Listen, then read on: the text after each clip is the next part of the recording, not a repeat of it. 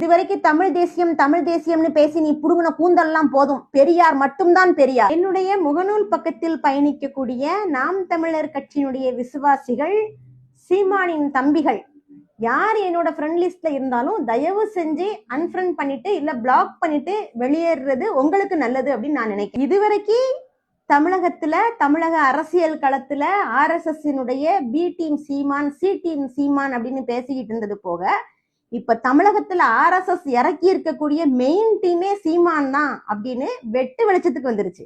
நீ எங்க வேணாலும் மேடை போடு, எத்தனை மேடை வேணாலும் போடு, நீ பாரதியார பேசு, சங்கரலிங்கனார பேசு, உவே சுவாமிநாத ஐயரை பேசு, ஏன் சாவர்கரை கூட நீ பாராட்டி பேசிக்கோ, அது உன்னுடைய அடிப்படை உரிமை, அதுல பிரச்சனையே கிடையாது. ஆனா இந்த மண்ணுக்கும் மலைக்கும் நிகர் வைக்க பத்தியா, ரெண்டையும் கொண்டு வந்து பாரதியார் பெரியவரா பெரியார் பெரியவரா அப்படின்னு சொல்லி இந்த நிகர் வைக்க பத்தியா, அங்கதான் உன்னோட RSS முகம் வந்து கிழிஞ்சு தொங்குது. பெரியார் வந்து திராவிட கட்சிகளுக்கு சொந்தம், திமுகவுக்கு சொந்தம், அதிமுகவுக்கு சொந்தம், விடுதலை சிறுத்தைகளுக்கு சொந்தம் அப்படிலாம் எதுவுமே கிடையாது. பெரியார் அனைத்து கட்சிகளுக்கும் அனைத்து சமூகத்திற்கும் பொதுவானவர். பெரியார் நலிவுற்ற மக்களின் சொந்தக்காரர், ஒடுக்கப்பட்ட மக்களின் சொந்தக்காரர், பின்தங்கிய மக்களின் சொந்தக்காரர், பட்டியலின மக்களின் சொந்தக்காரர், அடிமைத்தலையில் இருந்து விடுவிக்கப்பட்ட அனைத்து பெண்களுக்கும் அவரே காரணமும் ஆனவர். அதனால் பெரியார் இந்த சமூகத்தின் பொதுநலச் சேவகர். பெரியாரை உயர்ஜாதி வகுப்பினர், RSS பார்ப்பன கும்பல் எதிர்ப்பதில் ஒரு நியாயம் இருக்கிறதோ, நல்லதோ கெட்டதோ, பெரியார் அவர்களுக்கு எதிராக போராடினார், அவர்களின் அதிகாரத்திற்கு எதிராக போராடினார். துணி உடுத்த முடியாம, செருப்பு போட முடியாம, தீண்டத்தகாதவர்களா கோயிலுக்குள்ள போக முடியாம, கல்வி பெற முடியாம இருந்த சூத்திர அடிமைகள் நாமெல்லாம் எதுக்கு பெரியார் எதிர்த்து பேசணும்? இன்னைக்கு படிச்ச திமிரு, நல்ல உடவுடுத்தக்கூடிய திமிரு, காலில் செருப்பு போட்டு நடக்க திமிரு, கல்வி அறிவு பெற்ற திமிரு, மேடைகள்ல ஏறி நின்று ஆண்களும் பெண்களும் சமமாக பேசலாம் அப்படின்ற திமிரு, இது அத்தனையும் கொடுத்தது உங்க அப்பன் ஆத்தாவோ, ஏன் அப்பன் ஆத்தாவோ, உங்க தாத்தா பாட்டியோ, ஏன் தாத்தா பாட்டியோ இந்த உரிமைகளை எல்லாம் கேட்டு நமக்காக போராடல. அதற்காக முதலில் போராடியவர் பெரியார் தான். இன்னைக்கு வளரக்கூடிய இளம் சமுதாயத்தை மடைமாற்றம் செய்து இந்த அளவுக்கு ஒரு கீழ்த்தரமான, மட்டமான, எச்சத்தனமான அரசியல் பண்ணிக்கிட்டு இருக்கீங்க. இவ்வளவு அழகா ஸ்டேஜ்ல நின்று இப்படியெல்லாம் ஹிஜாப் போட்டு, ஃபர்தா போட்டு, ஹிஜாப் எல்லாம் அழகா இழுத்து கட்டி நின்று ஸ்டேஜ்ல பேசுறீங்களே, இதுக்கு காரணம் யாருன்னு தெரியுமா?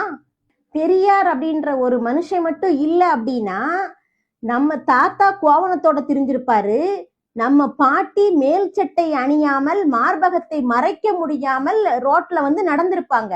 மேல்சிலை போராட்டம் பற்றிய வரலாறு தெரியுமா உனக்கு? அதன் மூலமா கிடைச்ச பெண் விடுதலை பற்றி தெரியுமா?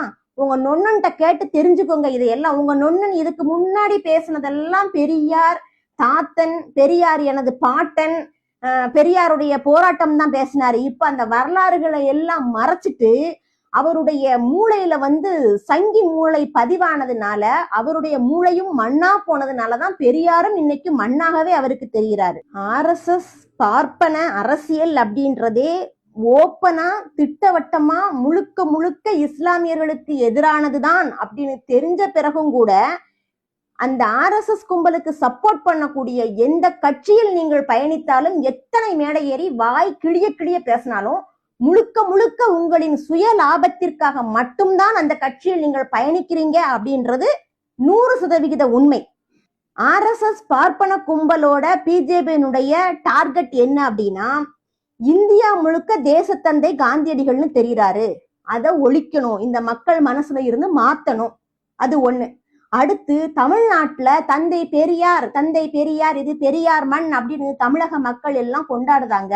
இதை நாம ஒழிக்கணும்னா அதுக்கு சரியான ஆளு இந்த மாதிரி தமிழ் தேசியம்னு பேசி மக்களை ஏமாத்தக்கூடிய சீமான் தான் என்பதை வந்து அந்த RSS கும்பல் தெளிவாக கண்டெடுத்து அவரை இப்பொழுது தத்தெடுத்துள்ளது.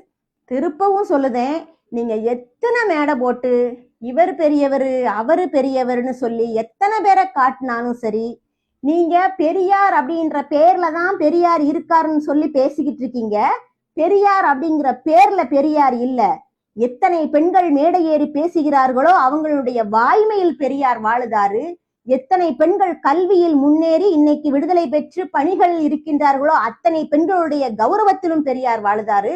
திராவிட சிந்தனையுள்ள அத்தனை மனிதர்களின் சிந்தனையிலும் பெரியார் வாழ்ந்தாரு. ஒவ்வொரு அடித்தட்டு மக்களின் சமூக விடுதலைகளிலும் பெரியார் வாழ்றாரு. ஒவ்வொரு சுதந்திரமான பெண்களுடைய சுவாச காற்றிலும் கூட பெரியார் வாழ்ந்தாரு. ஏன் அப்படின்னா இது பெரியார் மண்.